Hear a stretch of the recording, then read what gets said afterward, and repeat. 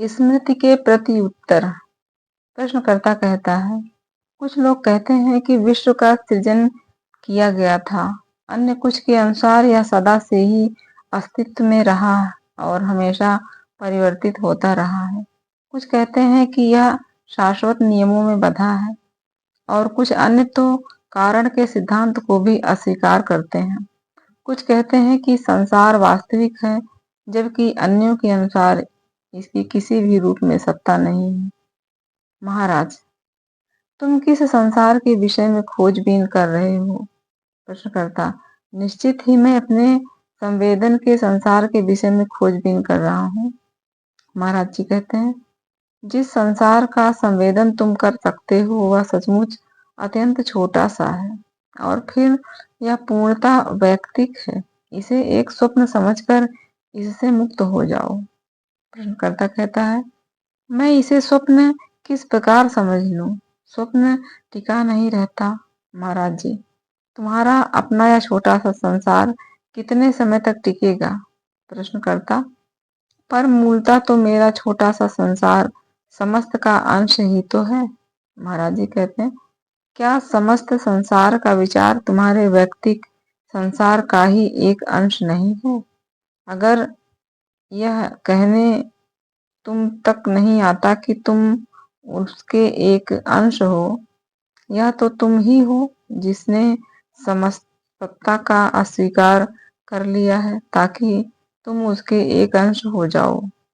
वस्तुतः तो तुम केवल तुम्हारे व्यक्तिगत संसार भर को ही जानते हो, फिर चाहे तुमने इसे तुम्हारी कल्पनाओं और उम्मीदों के द्वारा कितनी ही अच्छी तरह भरा पूरा क्यों न कर लिया हो।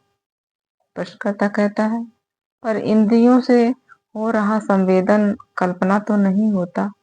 महाराज जी कहते हैं, और भला क्या हो सकता है? संवेदन का अर्थ है पहचानना। क्या ऐसा ही नहीं है? पूरी तरह से अपरिचित किसी वस्तु का भाव मन में उठे, यह तो संभव है, परंतु उसका संवेदन संभव नहीं है। संवेदन में स्मृति का होना आवश्यक होता है। प्रश्नकर्ता कहता है, ठीक है, परंतु स्मृति इसे भ्रम नहीं बना देती। महाराज जी कहते हैं, संवेदन, कल्पना, आशा, उम्मीद, भ्रम सभी स्मृति पर आश्रित होते हैं।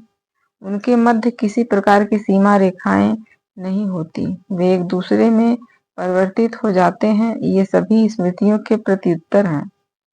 प्रश्नकर्ता कहता है, पर यह स्मृति ही तो है जो मेरे संसार की वास्तविकता का प्रमाण देती है। महाराज जी कहते हैं, तुम कितना कुछ स्मरण रखते हो। पिछले माह की 30 तारीख को तुम क्या सोच रहे थे, क्या कह रहे थे, क्या कर रहे थे? अपनी स्मृति की सहायता लेकर इन्हें लिखने का प्रयास कर देखो। प्रश्नकर्ता कहता है, हाँ, इस तरह से तो बस वहाँ एक रिक्तता ही है। महाराज जी कहते हैं, फिर भी इतनी अधिक बुरी स्थिति भी नहीं है। तुम बहुत कुछ स्मरण भी रखते हो। जिस संसार में तुम रहते हो, अचेतन स्मृति उसे इतना अधिक परिचित सा बना देती है। प्रश्नकर्ता कहता है, माना कि जिस संसार में मैं रहता हूँ वह स्वपरक और अपूर्ण है, आपके बारे में क्या कहेंगे? आप किस प्रकार के संसार में रहते हैं? महाराज जी कहते हैं, मेरा संसार भी तुम्हारे सा ही है। मैं उस संसार में देखता, सुनता, बोलता, सोचता और व्यवहार करता हूँ जिसका संवेदन मुझे बिल्कुल तुम्हारी तरह ही होता है, पर तुम्हारे लिए बस यही सब कुछ होता है, जबकि मेरे लिए यह लगभग कुछ भी नहीं सा होता है। संसार को मैं अपना अंश जानकर उस पर मैं उससे अधिक ध्यान नहीं देता जितना ध्यान तुम उस भोजन पर देते हो जिसे तुम खा चुके होते हो। जब भोजन तैयार हो रहा होता है और खाया जा रहा होता है, तब वह तुमसे पृथक होता है और तुम्हारा मन उसमें लगा हुआ होता है। एक बार गले से उतर जाने के पश्चात तुम इसका विचार भी नहीं करते। मैंने संसार को ग्रास सा निगल लिया है और उसके बारे में कुछ सोचना मेरे लिए शेष नहीं है। प्रश्नकर्ता कहता है, क्या इस प्रकार आप पूर्णतः उत्तरदायित्वहीन नहीं हो जाते? महाराज जी कहते हैं, ऐसा कैसे संभव है? जो वस्तु मेरा हिस्सा हो गई है उसे भला मैं किस प्रकार हानि पहुंचाऊंगा? बल्कि इसके विपरीत संसार का विचार न करते हुए मैं जो भी करता हूँ उससे संसार का हित ही होगा।